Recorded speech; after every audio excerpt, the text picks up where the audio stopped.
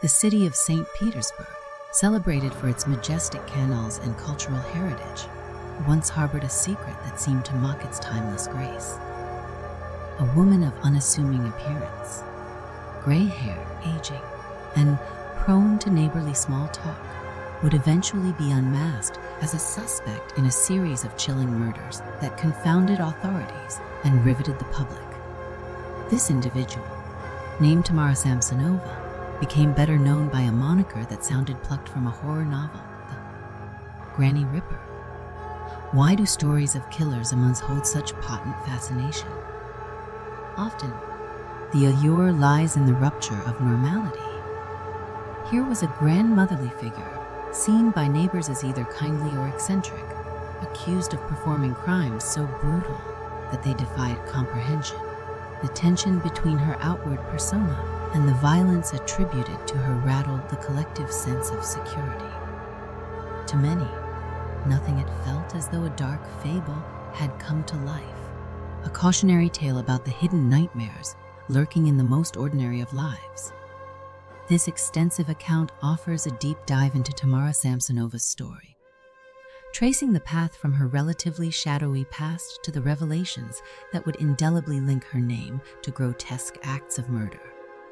Along the way, we will sift through the early investigations, the rumors that swirled in the cramped Soviet-era apartment buildings, the forensics that gradually connected the dots, and the final revelations that left the entire nation stunned. This narrative is not intended to sensationalize, but rather to examine the arc of a person who stands accused of defying social norms in the most harrowing way imaginable. Our exploration proceeds across 5 main sections. First, we will settle into the historical and personal backdrop of Tamara Samsonova, drawing on what little is publicly known about her youth, her adult relationships, and the subtle signals that might or might not have hinted at the extraordinary allegations to come. Second, we will chart the criminal journey itself, how local lore and more formal investigations started pinpointing bizarre coincidences that centered around her. Third, we will peer into the capturing process, examining the police work, neighbor testimonies, and chance discoveries that ultimately led to her detention. Fourth, nothing. We shall consider psychological interpretations, the factors that may have shaped her alleged behavior, the mental health complexities that emerged in court documents, and the broader questions about geriatric violence and psychopathy. Finally, a conclusion will pull these threads together, reflecting on the lessons gleaned, the chilling fascination that persists, and the cautionary messages relevant to families, caregivers, and law enforcement worldwide. Some accounts refer to Tamara Samsonova as a real life manifestation of the urban legends we whisper around campfires. Yet beneath the dramatic headlines lies a tangled reality, involving the life story of a woman whose motives remain partially shrouded. This narrative aims to illuminate that reality, respecting both the victims at the heart of the story and the readers who seek a thoughtful understanding of events. Let us now step forward into the corridors of St. Petersburg's communal apartments, where rumors once thrived and where dark truths began to unravel. Part 2: The Criminal Journey. Glimpses of a quiet background, birth, records suggest that Tamara Mitrofanovna Samsonova was born in 1947, although certain details of her early childhood remain elusive.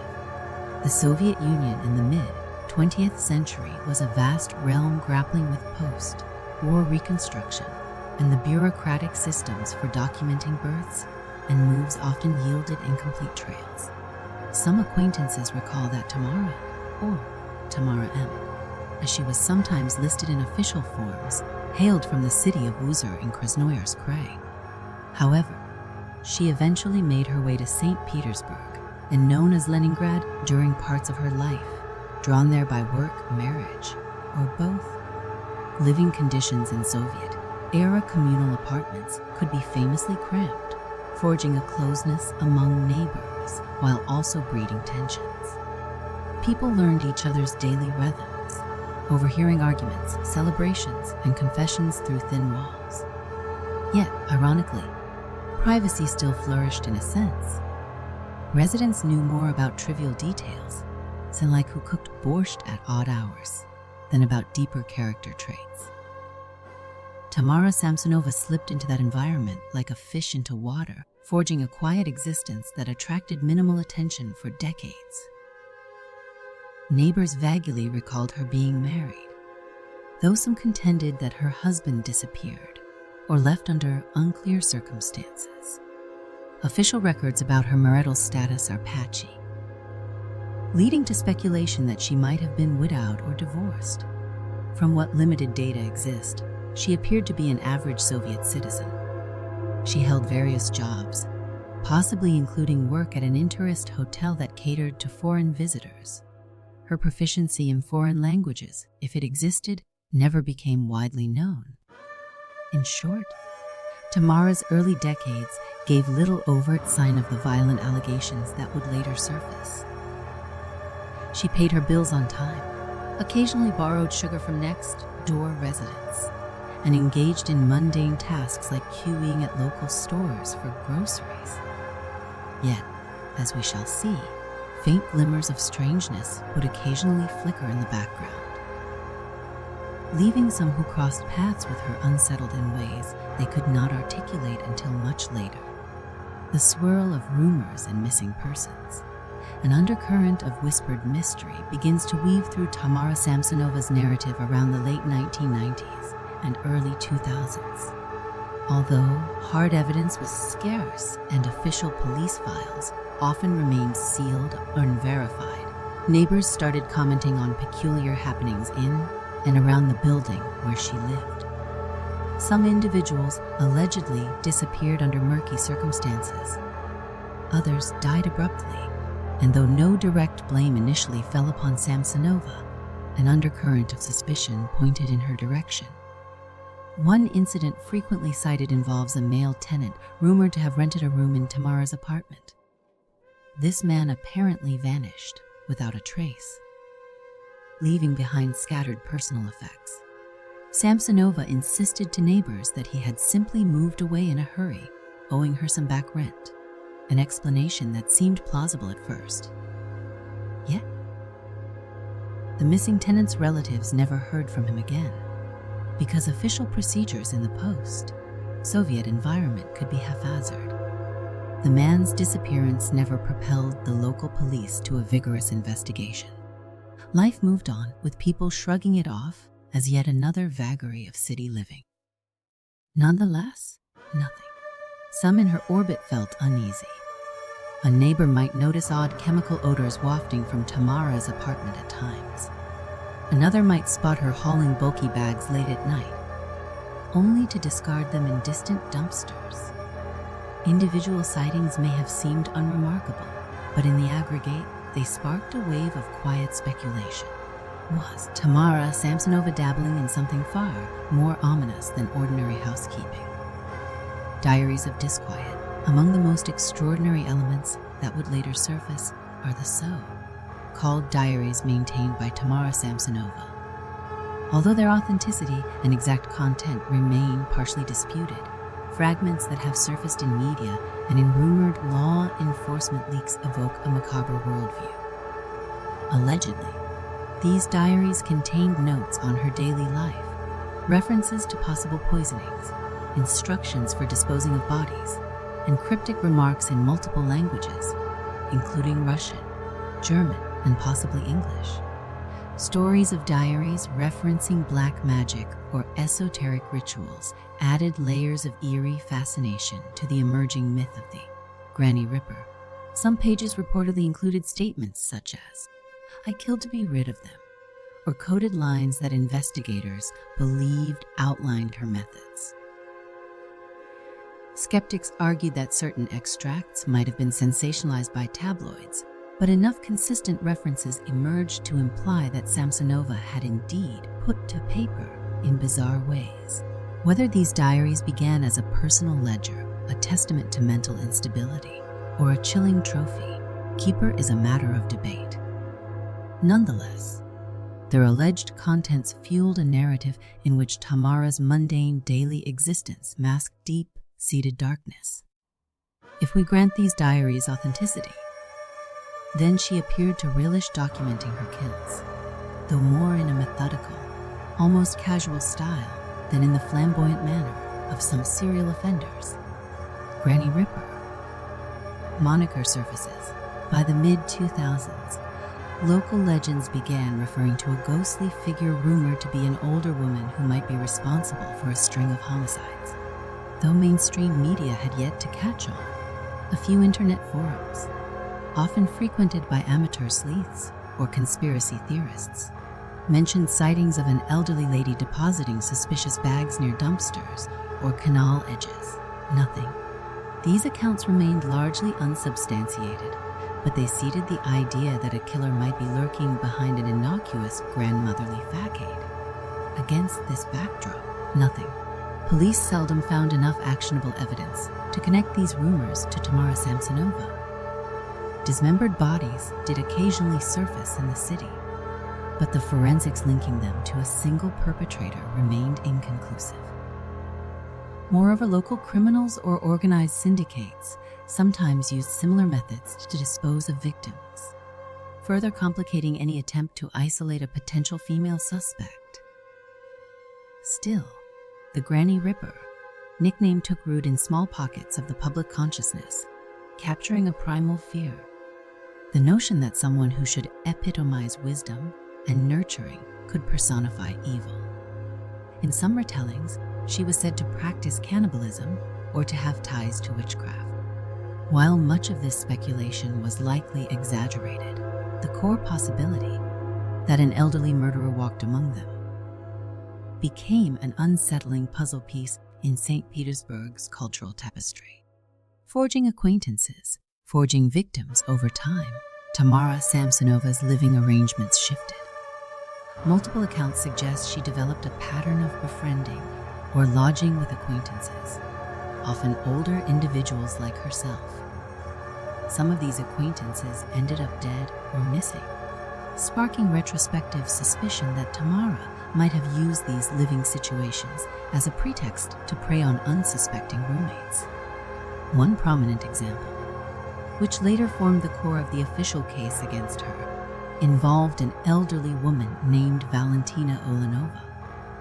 Tamara reportedly moved in with Valentina to help care for her or share domestic responsibilities. The two were glimpsed running errands together, going to the post office, shopping at local markets, and occasionally complaining about minor household squabbles.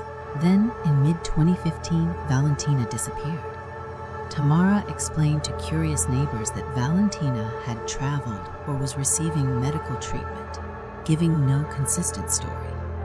Suspicion grew when Valentina's body, dismembered and wrapped in plastic, was discovered nearby, prompting alarmed calls to the police. Subsequent investigations uncovered closed-circuit footage allegedly capturing Tamara in the act of discarding a large cooking pot and other parcels suspected to contain human remains.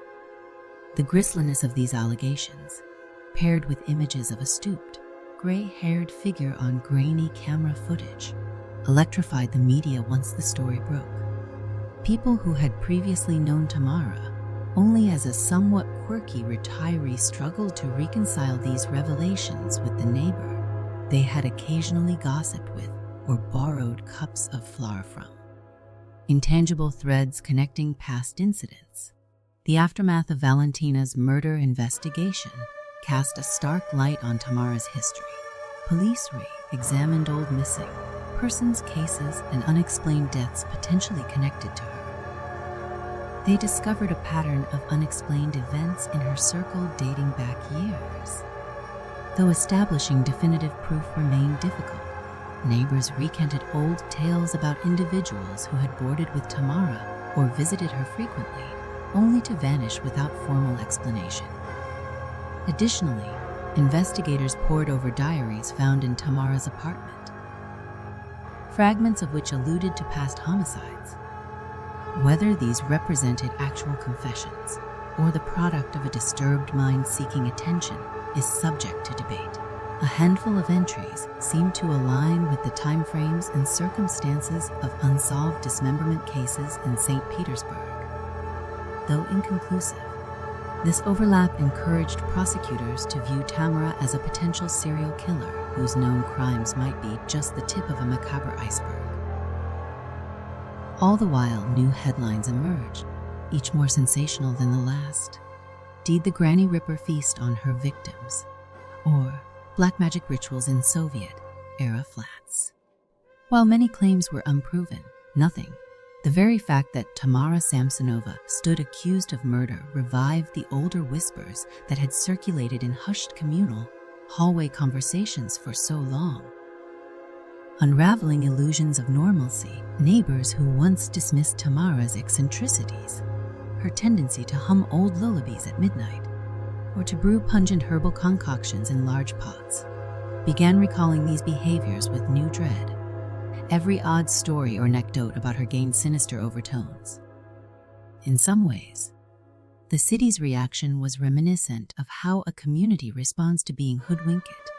They look back on every innocuous moment, every friendly interaction, and wonder if the darkness had always lurked just beneath the surface. Yet, for all the talk of her alleged cunning, some described Tamara as a fragile individual susceptible to bouts of odd speech or disorganized behavior. This incongruity only deepened the mystery.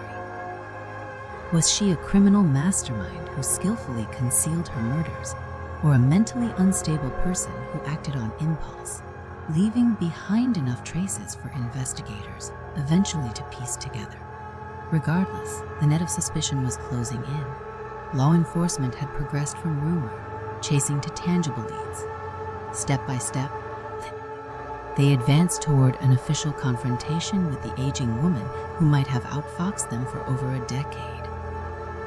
As the criminal investigation gained momentum, Tamara Samsonova's carefully cultivated facade of harmlessness began to crumble.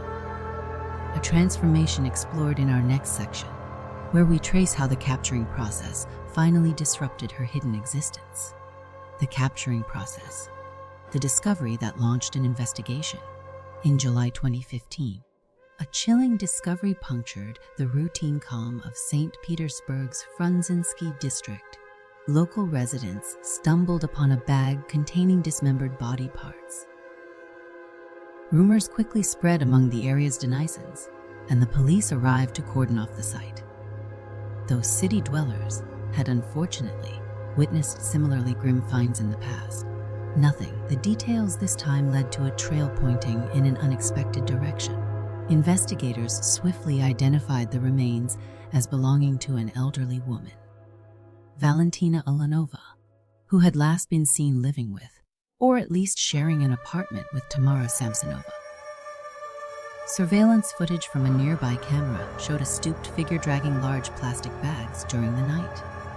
Upon close inspection, the figure's attire and physical posture matched descriptions of Samsonova. Forensic teams also examined the wrapping materials, finding potential links, such as matching tape and plastic to items stored in Tamara's flat. With these threads coming together, law enforcement recognized that this was more than a routine homicide. The suspect was an older woman who, by outward appearances, had led a modest life. The stark contrast between a grandmotherly persona and the disturbing evidence rattled even seasoned officers. Motivated by the seriousness of the crime, they moved quickly to secure a search warrant and brought Tamara Samsonova in for questioning. The arrest and initial disbelief.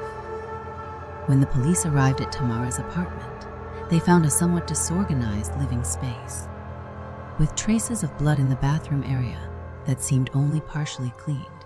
She did not attempt to flee or resist. According to later police statements, Tamara displayed an odd calm, as if bewildered that her routine had been interrupted by official intrusion. Neighbors, who gathered in the corridor, watched in stunned silence as she was led away. Some of them recognized her from daily interactions, never imagining her to be capable of what the evidence indicated. In a city used to stoic demeanors, people's reactions wavered between shock and near denial. That a 70-something retiree could orchestrate such a gruesome act defied easy explanation. The local press initially handled the story with caution, but tabloids soon seized upon the sensational angle. Unsubstantiated rumors flourished. Some claimed the dismemberment was part of a ritual. Others insisted she had cannibalistic tendencies. The police, faced with intense media scrutiny, sought to keep the focus on verifiable facts: a murdered elderly woman, suspicious items in Tamara's possession, and the recorded footage linking her to the disposal of the corpse. Piecing together forensics and confessions. As the investigation advanced, law enforcement meticulously gathered evidence. Forensic experts swabbed every inch of Tamara's bathroom and kitchen, discovering trace amounts of blood that matched Valentina's DNA. Cuts on certain surfaces hinted at the use of a saw or knife, consistent with the dismemberment observed in the victim's remains. In one closet, officers found a suspicious mixture of chemical agents, possibly cleaning supplies. But some investigators speculated they might have served more sinister purposes. The diaries, discovered tucked away in a dusty corner, gave an unexpected twist to the case. Written partly in Russian and partly in other languages, they contained references to murders and cryptic remarks. Some pages read like mundane diaries about daily chores, while others purportedly detailed her involvement in killings. Initially, investigators hesitated to treat them as solid confessions. Given the bizarre tone and possible mental health issues at play. But as more pages were deciphered, parallels emerged with known disappearances in the city's past. Tamara Samsonova's interrogation sessions proved equally puzzling. At times, she appeared to nod along, offering partial admissions. Yes, she had fought with Valentina and served her a sedative-laced meal. Yes, she had disposed of the body, she reportedly claimed. Yet, in other moments, she slipped into contradictory denials or tangential monologues about black Mac devils and cosmic punishments. Whether these were genuine delusions or calculated red herrings remained unclear, but they undeniably complicated the investigation.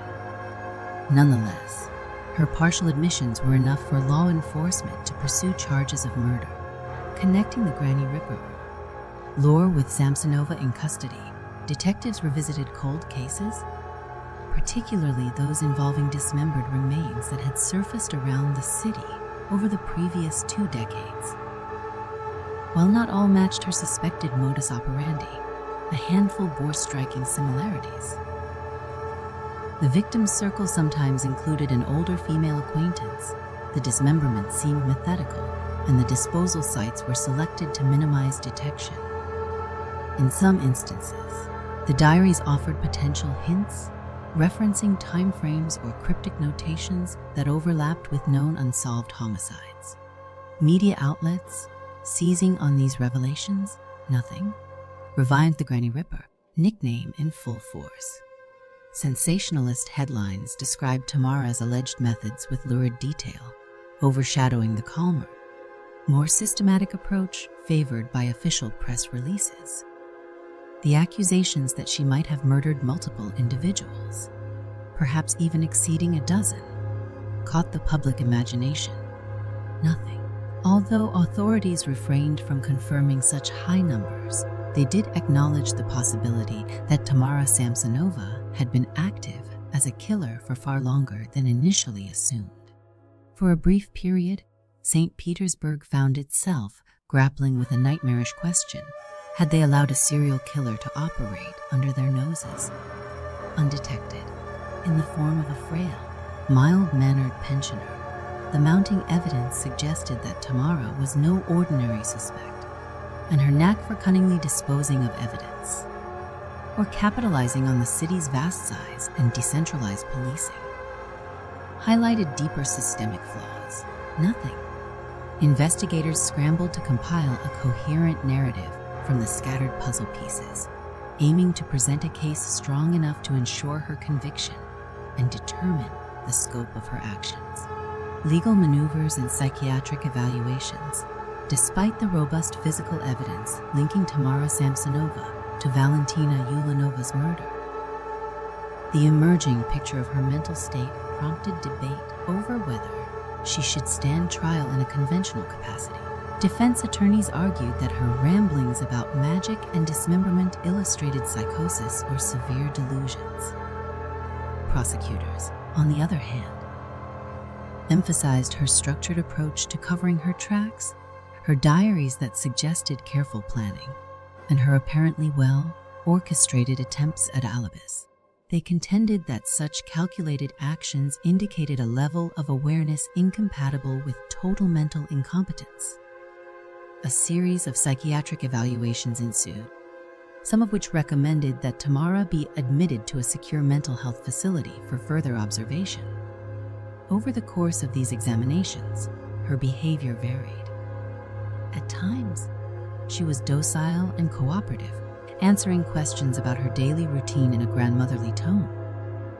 At other times, she veered into paranoid or mystical statements, claiming, for instance, that invisible forces had compelled her to kill. This inconsistency proved challenging for clinicians trying to ascertain the sincerity of her mental instability. Eventually, the court ruled that Tamara Samsonova be placed in a psychiatric hospital pending a final determination of her criminal responsibility. While the gears of justice slowly turned, public curiosity spiked. International media picked up on the story, branding her as a female Hannibal Lecter figure.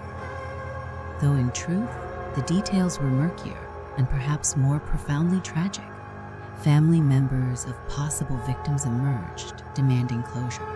Meanwhile, every snippet of newly revealed diary text incited a fresh wave of speculation about how many lives Tamara had cut short.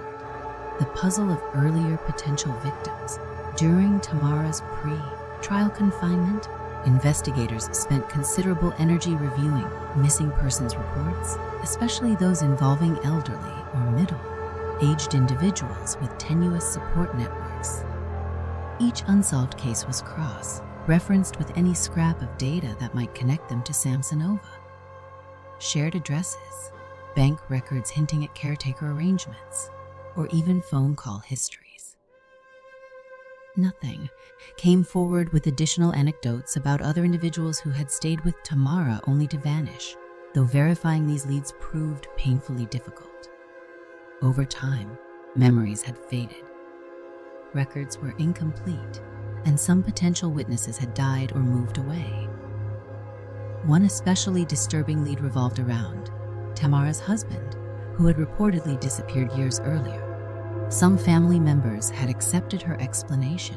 He left for personal reasons or took work elsewhere. But no official record of his subsequent whereabouts existed.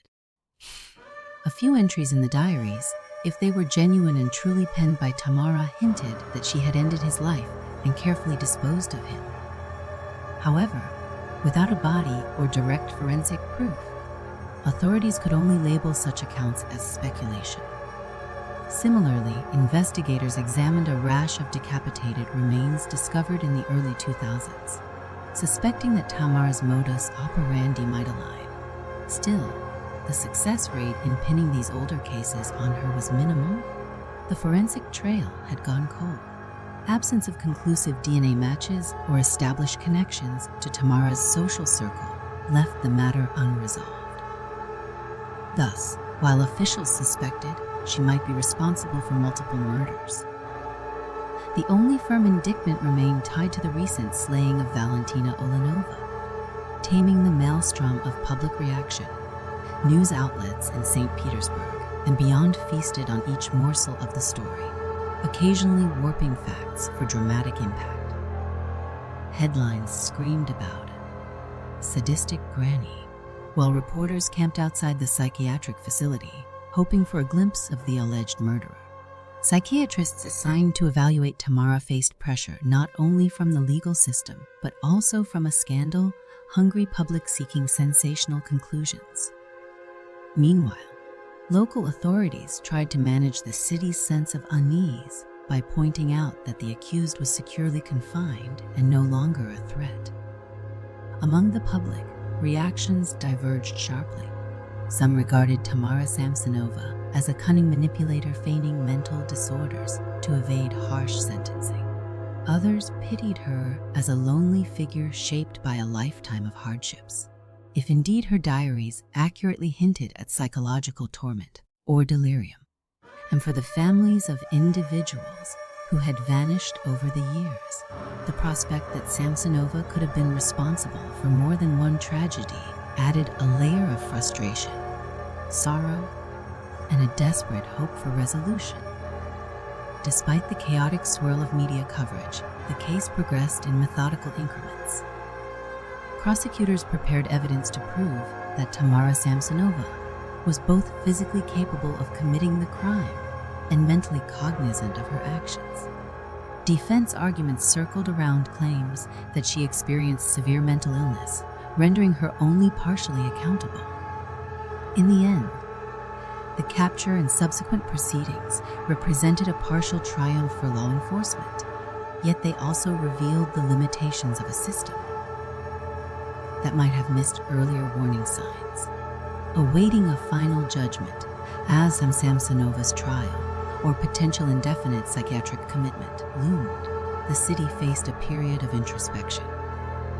How had an elderly resident, known to many, quietly orchestrated such brutal acts? Why had no neighbor or friend come forward sooner, or recognized the signs that someone living among them could harbor lethal intent? The capturing process provided no easy answers. Instead, it underscored the complexities of communal living, mental health, nothing, and the ways in which a city can collectively overlook danger when it masks itself behind everyday routines. What was certain was that the net had closed in. The days when Tamara could roam her apartment block with quiet menace or slip out under cover of darkness to dispose of evidence were over. She now languished under strict observation in a medical ward, her freedom, if not her life, having ended the moment her final victim's remains were discovered. As the legal and medical scrutiny persisted, an even deeper question bubbled beneath the surface. What internal forces or psychological factors had propelled her to commit such acts? That question propels us into our next section, an in-depth analysis of Tamara's psyche, the broader cultural context, and the theories experts propose to explain her alleged crimes. Psychological analysis, factoring in late-life violence, criminologists have observed that homicide typically skews younger. Most violent offenders are men below 40 years of age. In that light, an elderly female suspect like Tamara Samsonova stands out as an anomaly. Her case challenges preconceived notions of who is capable of homicide. Forensic psychologists stress that while advanced age can diminish physical agility, it doesn't necessarily reduce malicious intent, particularly when cunning methods, like poisoning or the use of sedatives, are available. An older perpetrator can remain lethally effective. Some experts liken the Tamara Samsonova case to that of other female serial killers known for targeting housemates, patients, or romantic partners under their care. The so-called Black Widow archetype typically operates from a place of trust or domestic proximity. They often use less direct weapons, poisons, manipulations, and post-mortem dismemberment to conceal the evidence. However, the specific intensity of the dismemberment here suggests a more hands-on brutality, which is not as commonly found among older women with violent tendencies. At the same time, the nature of communal living in Russia might have facilitated her alleged crimes. Communal apartments offer countless nooks of privacy when neighbors become accustomed to each other's routines or turn a blind eye to suspicious behaviors. This environment could have allowed Tamara to store instruments of violence or large cooking pots for dismemberment without immediate detection. exploring possible psychopathy or sociopathy. A prominent line of inquiry revolved around whether Tamara exhibited psychopathic or sociopathic traits. Her diaries, if indeed proven to be genuine accounts, show a chilling indifference to the suffering of others. Psychopaths, as some researchers have posited, may be highly manipulative, yet outwardly calm, often fooling acquaintances into perceiving them as harmless or even pleasant. If Tamara harbored psychopathic tendencies, it could explain her long run of undetected homicides. She might have been adept at mimicking normal emotional behavior while privately orchestrating deadly scenarios.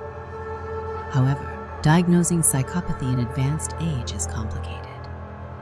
Dementia, cognitive decline, or late-onset mental disorders can muddy the waters. The portion of her diaries referencing black magic, incantations, or instructions in foreign languages might indicate a psychotic delusion or a deeply ingrained system of bizarre beliefs.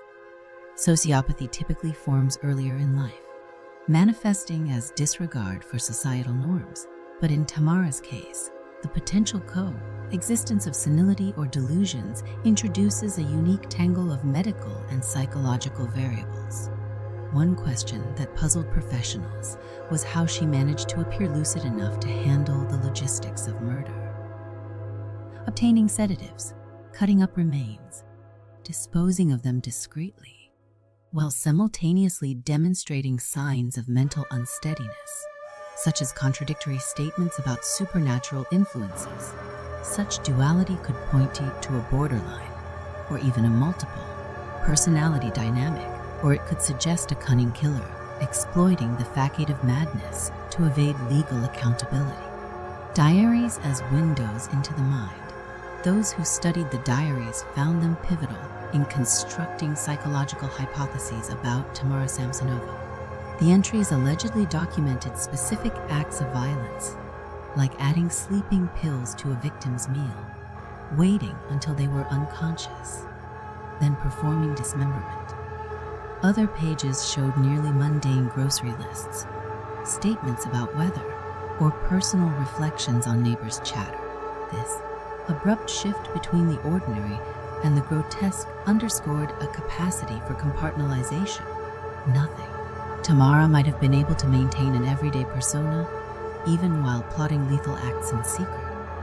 Some diary passages hinted at a belief in supernatural elements, claims of hearing voices instructing her to kill, or references to ancient rites that demanded human sacrifice. Forensic psychiatrists typically weigh such statements carefully. They could reveal genuine delusions, or they might be exaggerated creations from an offender seeking to appear insane. Only a thorough assessment, complete with neurological exams, can differentiate a calculated strategy from authentic pathology. Moreover, writing in multiple languages raised questions about her background and mental state. If she was sufficiently educated to switch seamlessly from Russian to German or English. That suggests an unusual linguistic capability. Did she pick up these languages in her rumored service, industry roles, or did she learn them academically? And how do we reconcile this detail with her sometimes disoriented behavior? Perhaps the diaries were a tapestry woven from a range of influences, from fleeting mental clarity to episodes of hallucinatory mania.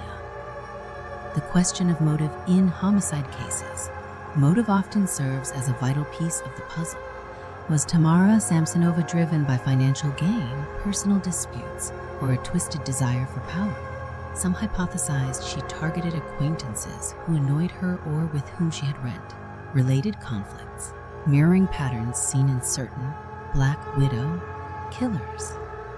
Others argued that her diaries, replete with cryptic references to esoteric rituals, indicated she killed for reasons beyond mundane disputes.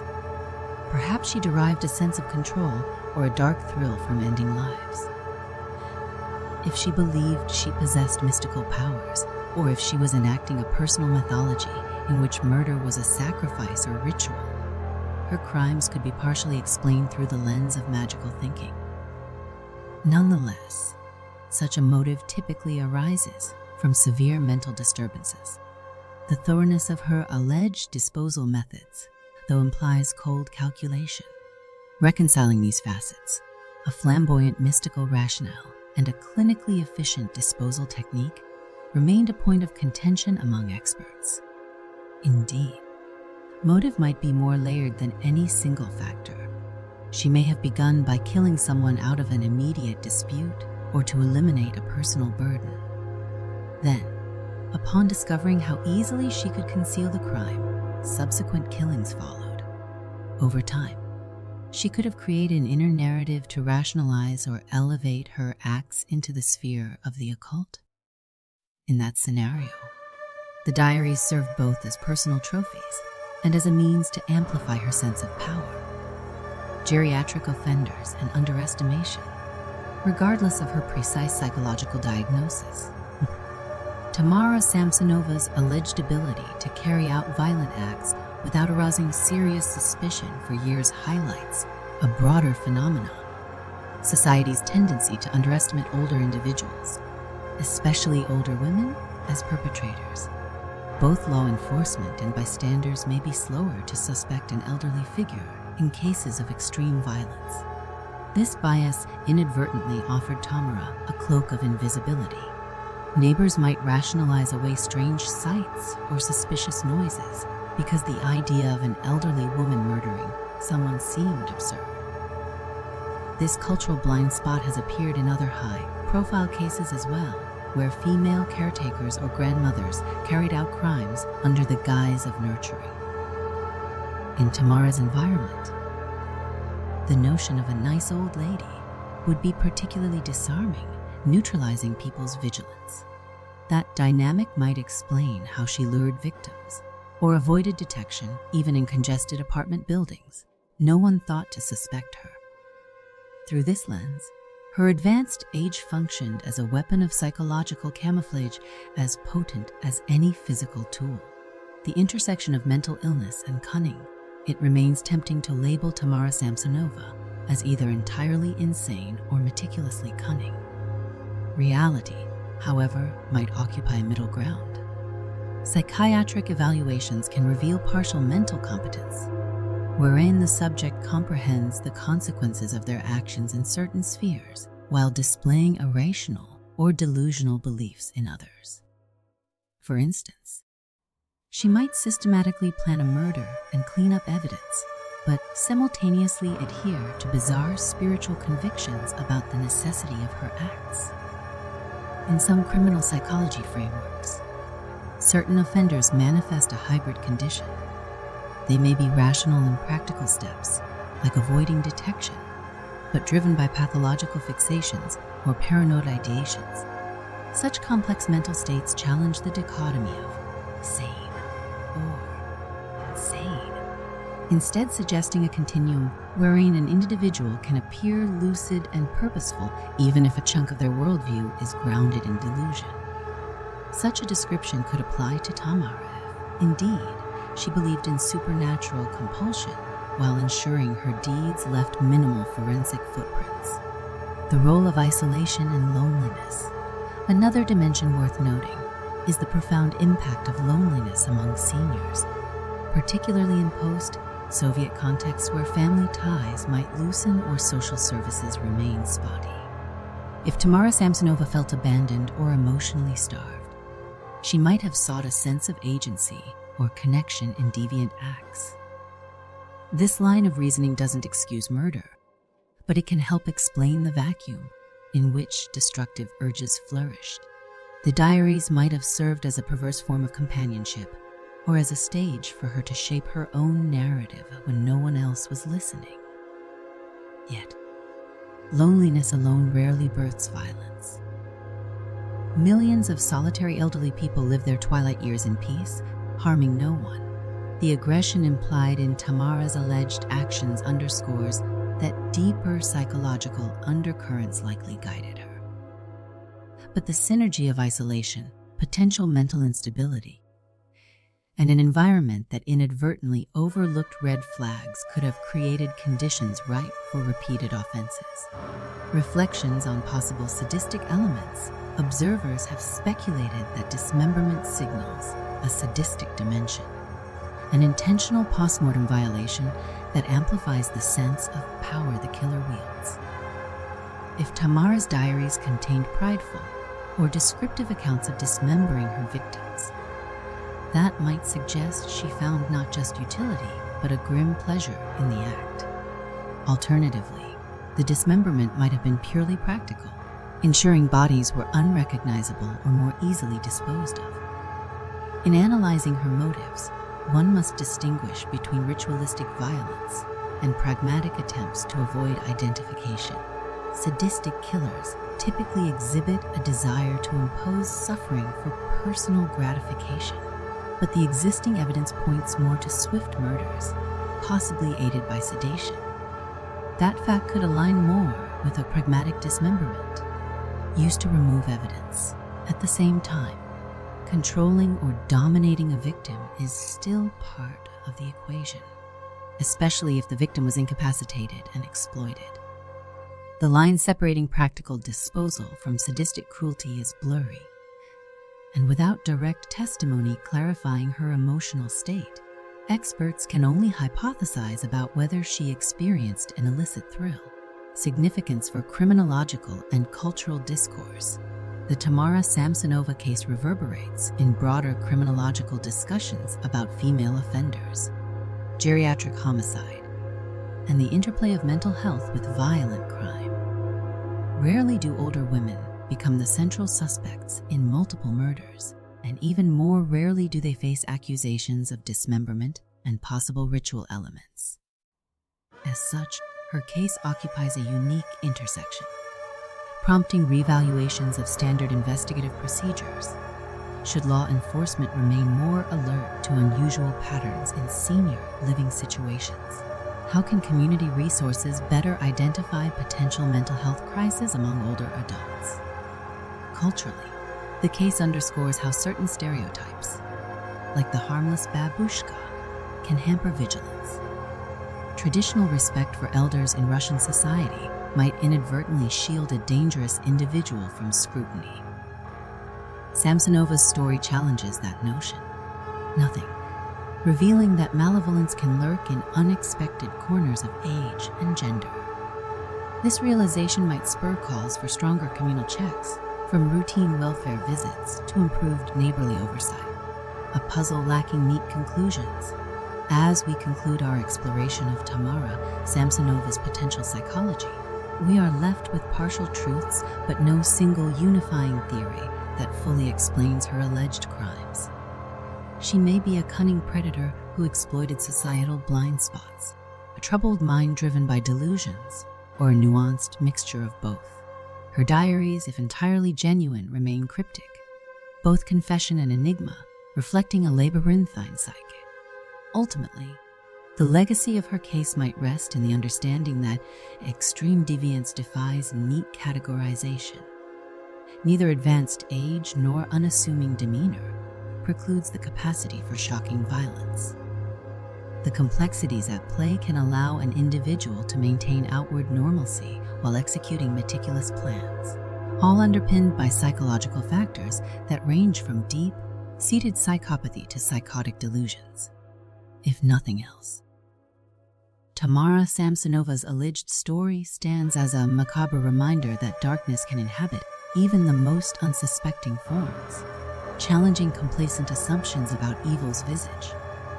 Our last section examines how her saga concludes and what lessons might be gleaned, not just for Russian society, but for global audiences grappling with aging demographics, mental health blind spots, and the enduring fascination of a true crime tale that shattered stereotypes. Part 5 through the end, when Tamara Samsonova was finally confined to a psychiatric facility, St. Petersburg's residents exhaled a collective breath. Though the legal system continued sorting through evidence, diaries, and conflicting psychiatric evaluations, a consensus emerged that this elderly suspect no longer posed a threat. Yet, her story lingers as more than a curiosity. It resonates as a stark lesson about the hidden pearls in any community, reminding us that age and gender stereotypes can distort our vigilance, and that mental illness, left unchecked, may culminate in devastation. In reflecting on the labyrinthine path that brought Tamara to the public eye, we observe how social detachment, overlooked eccentricities, and possible psychological disturbances formed a perfect storm.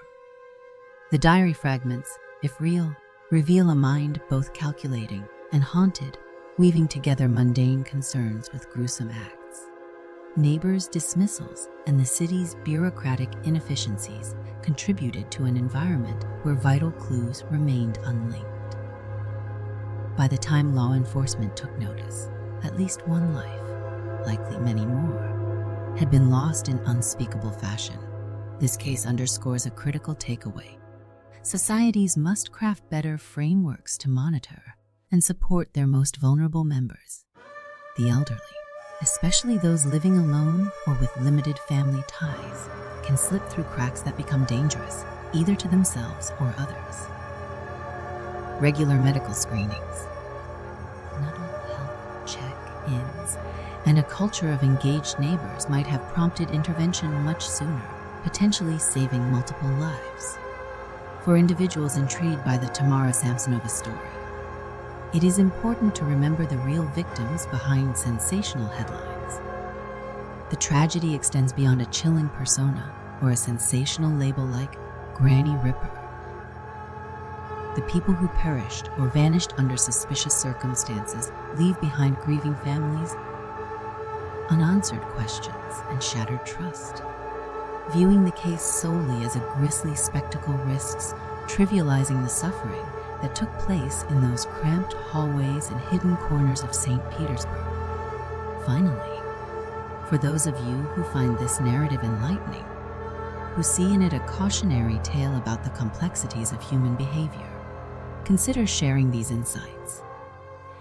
If you appreciate in-depth explorations of true crime with empathy for victims and a quest to understand deeper societal ramifications, feel free to like, subscribe, or disseminate the story further.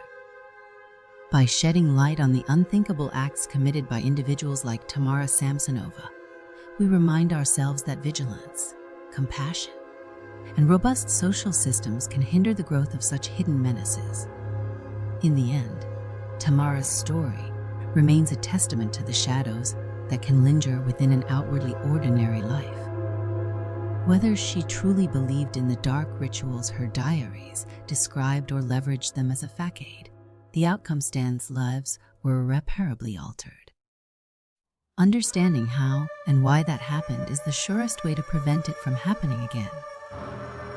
Let us all remain attuned to those around us, the quiet neighbors, the aging recluse.